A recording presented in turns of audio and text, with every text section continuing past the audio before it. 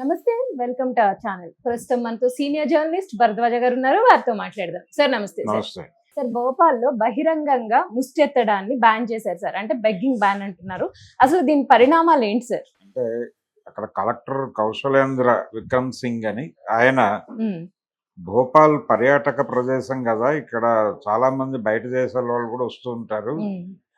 ఈ వచ్చినప్పుడు ఈ బహిరంగ ప్రదేశాల్లో ఇలా వీళ్ళు బెగ్గింగ్ చేయటం వలన భారతదేశ పరువు వీధిని పెట్టేస్తున్నారు అనే అభిప్రాయం చాలా కాలంగా ఉంది ప్రజల్లో. ఈ రోజున కొత్త కాదు. దీన్ని టార్గెట్ చేస్తూ ఆయన ఏం చేశారంటే భోపాల్లో బహిరంగ ప్రదేశాల్లోనూ అలాగే భోపాల్ శివారు ప్రాంతాల్లో కూడా ఈ బెగ్గింగ్ అనే దాన్ని బ్యాన్ చేస్తున్నానని ప్రకటించాడు. ఆ మేరకు ఉత్తర్వులు జారీ అయిపోయినాయి. ఇప్పుడు బహిరంగంగా ఎవరన్నా ఇలా ముష్టెత్తితే వాళ్ళని అరెస్ట్ చేసి తీసుకెళ్ళి అంటే మనకు గతంలో ఒక ఎక్స్పీరియన్స్ ఉంది. ఢిల్లీలో ఏదైనా సెన్సేషనల్ ఇంటర్నేషనల్ ఈవెంట్ జరిగినప్పుడు ఢిల్లీలో ఉన్నటువంటి ముష్టి వాళ్ళందరినీ సేకరించి వాళ్ళందరినీ వ్యానుల్లో ఎక్కించి వేరే చోటకి తరలించి ఆ ఈవెంట్ జరిగానన్న అంతకాలం వాళ్ళని సిటీలోకి ఎంటర్ కానిచ్చేవాళ్ళు కాదు. ఇలాంటి ఏర్పాట్లు మొదటి నుంచి ఉన్నాయి మనకు. అంటే ఏషియాడ్ జరిగినప్పుడు ఉన్నాయి, ఈ మధ్య కాలంలో కూడా. అలాగే అమెరికన్ ప్రెసిడెంట్ ఇలాంటి వాళ్ళు ఎవరైనా వచ్చినప్పుడు కూడా రోడ్ల మీద ఎక్కడా ముష్టి వాళ్ళు కనిపించకుండా జాగ్రత్తలు తీసుకోవడం ఇలాంటివి మన వాళ్ళు చేస్తూ ఉంటారు మొదటి నుంచి. కానీ అసలు బేసికల్గా ఈ ముష్టి వాళ్ళు ఎక్కడి నుంచి ఉత్పత్తి అవుతున్నారు అనే దగ్గర కదా నువ్వు పని చేయాల్సింది. అది మానేసి వీళ్ళు ముష్టి వాళ్ళని మేము రోడ్డు మీద ఎవరైనా ముష్టి ఎత్తితే మేము సహించం అని చెప్పి మాట్లాడుతూ ఉంటారు.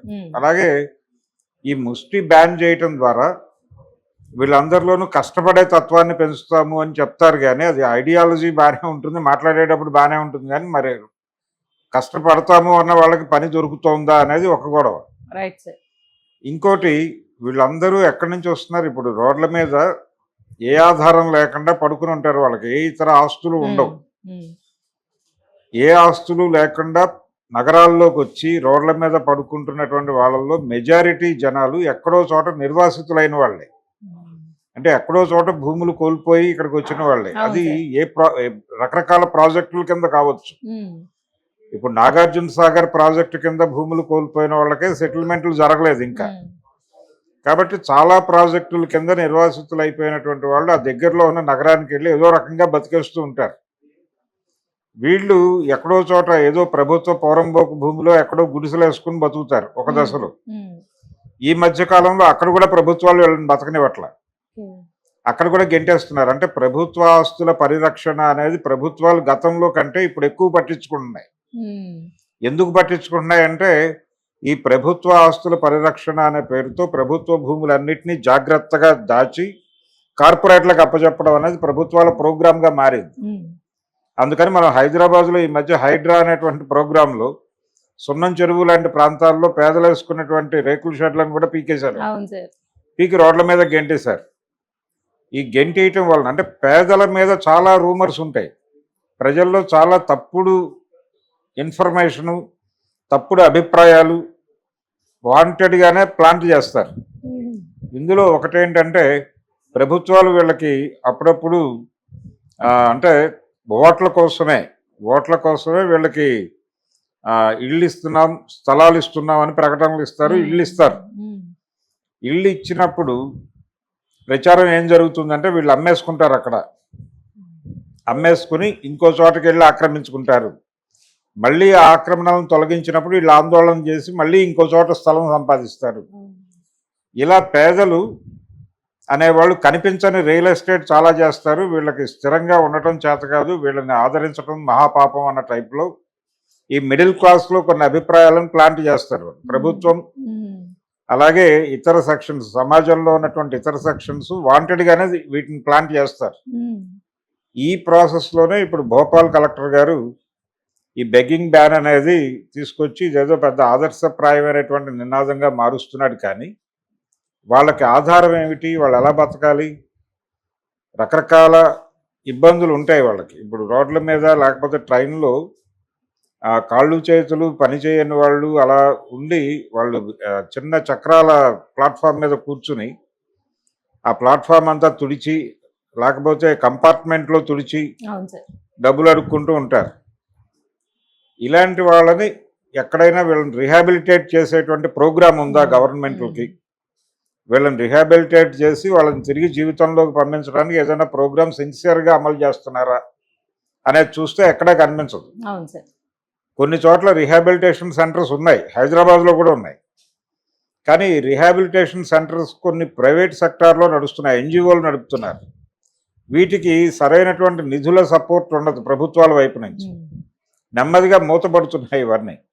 దీంతో ఇది ఒక పెద్ద ఇష్యూగా మారింది. వీటన్నిటినీ అడ్రస్ చేసిన తర్వాత బెగ్గింగ్ బ్యాన్ చేయాలి. ఇవేవి లేకుండా వన్ సైడెడ్గా నిర్ణయం తీసుకుని అవును సార్. బెగ్గింగ్ బ్యాన్ ఈ రోజు నుంచి ఎవరైనా ముష్టెత్తితే క్షమించడం అంటే కుదరదు. ఆల్టర్నేటివ్ ఏర్పాట్లు లేకుండా ఇలాంటి నిర్ణయాలు చేయటం తప్పు. ఎక్కడైనా అది పర్యాటక ప్రదేశం కావచ్చు, ఇంకేదైనా కావచ్చు. వాళ్ళు కూడా అక్కడే ఎందుకుంటారు, పుణ్యక్షేత్రాల్లో ఎందుకుంటారు, గుళ్ళ దగ్గర ఎందుకుంటారు ముష్టి వాళ్ళు అంటే అక్కడికి వచ్చేటువంటి వాళ్ళు సంఖ్య ఎక్కువగా ఉంటుంది అనేది ఒకటి.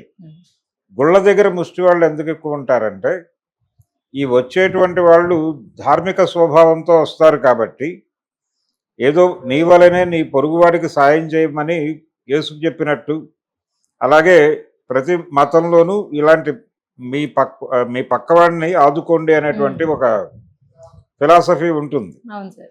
కాబట్టి దాని నుంచి అక్కడ వీళ్ళు ఆ ఐడియాలజీతోనూ ఆ ఆవరణలోనూ ఉంటారు కాబట్టి వీళ్ళు ఏదో దానం చేస్తారు అనే ఉద్దేశంతో గుళ్ళ దగ్గర కాన్సన్ట్రేట్ చేస్తారు. ఇది ఒక ప్రోగ్రామ్ కాబట్టి అక్కడ గుళ్ళ దగ్గర ముష్టి వాళ్ళు ఉండకూడదు, లేకపోతే పర్యాటక ప్రదేశాల్లో ముష్టి వాళ్ళు జనాలు కూడే దగ్గర వాళ్ళు ఉంటారు. జనాలు కూడని చోట్ల తీసుకెళ్ళి ఊరు బయట పాడేస్తే వాళ్ళు ఎలా బతకాలి, ఎవరిని అడుక్కోవాలి వాళ్ళు అనేది పరిస్థితి. రెండోది ఇంకొక వర్షన్ ఉంది, ఇంకొక ఐడియా ఉంది దీనికి. ఆ ఇంకో ఐడియా ఏంటంటే బెగ్గింగ్ బ్యాన్ చేయాలి అనుకున్నప్పుడు ప్రభుత్వమే అంటే అర్హులైనటువంటి ముష్టి వాళ్ళని గుర్తించాలి. ముందు ఎన్రోల్మెంట్ సెంటర్లు పెట్టి మాకు ఏ ఆధారము లేదు, ఇది తప్ప ఎవరో ఒకళ్ళు సహాయం చేస్తే తప్ప మా బతుకు వెళ్ళదు, మాకు ఏ రకమైన సపోర్టు లేదు, మా శరీరం కూడా మేము బతకడానికి సహకరించదు, కానీ ప్రాణం ఉన్నంతకాలం బతకాలంటే ఏదో ఒకటి తినాలి కాబట్టి డబ్బులు కావాలి కాబట్టి మేము ముష్టించుకుంటున్నాం అనే పరిస్థితిలో ఉన్నవాళ్ళు ఎవరు అనేది ఐడెంటిఫై చేసి వాళ్ళకి అంటే వాళ్ళకి రిహాబిలిటేషన్ చేసి ప్రభుత్వాలు కావాలంటే ఈ రిహాబిలిటేషన్ సెంటర్లని నిర్వహించడం కోసం కార్పొరేట్ కంపెనీలకు, వీళ్ళు ఏ కార్పొరేట్ కంపెనీలకు అయితే ఫెసిలిటేట్ చేస్తున్నారో ఈ కార్పొరేట్ కంపెనీలకి ఒక సెస్ వేసి వీళ్ళ కోసం, అంటే వాళ్ళు చేసే ప్రతి ఆర్థిక లావాదేవీలోనూ 0.5% అయినా సరే, అంతకంటే తక్కువైనా 0.1% అయినా సరే ఒక ప్రత్యేకమైన సెస్ వేసి ప్రతి ఆర్థిక లావాదేవీలోనూ ఈ డబ్బుల్ని తీసుకెళ్ళి అక్కడ నిర్వహించవచ్చు. అలాంటి ఆల్టర్నేటివ్ ఏదైనా చేసినా కానీ ఇలాంటి నిర్ణయాలు తీసుకుంటే బాగానే ఉంటుంది. కానీ ఇలాంటి ప్రత్యామ్నాయ ఆలోచనలు ఏవీ లేకుండా వన్ సైడెడ్గా బెగ్గింగ్ బ్యాన్ అనేసి ఆయనని దీన్ని దేశవ్యాప్తం చేస్తామని పాలకులు మాట్లాడి ఇదేదో చాలా గొప్ప విషయం, ఆదర్శప్రాయమైనటువంటి విషయంగా మాట్లాడటం మిడిల్ క్లాస్ని కనెక్ట్ చేసుకుంటుంది. కానీ నిజంగా ఈ దేశంలో పరిస్థితి ఏంటి, ముష్టి వాళ్ళు ఎక్కడి నుంచి ఉత్పత్తి అవుతున్నారు, వీళ్ళు ఉత్పత్తి అవటం వెనకాల సమాజం పాత్ర ఏంటి అనేది ఆలోచించగలిగితే ముష్టి నివారణ అనేది అంత ఈజీ వ్యవహారం కాదు. ఒకవేళ ఈ ముష్టి ఎన్రోల్మెంట్ సెంటర్లు పెడితే ఇంకొక సంక్షోభం తలెత్తే ప్రమాదం కూడా ఉంది.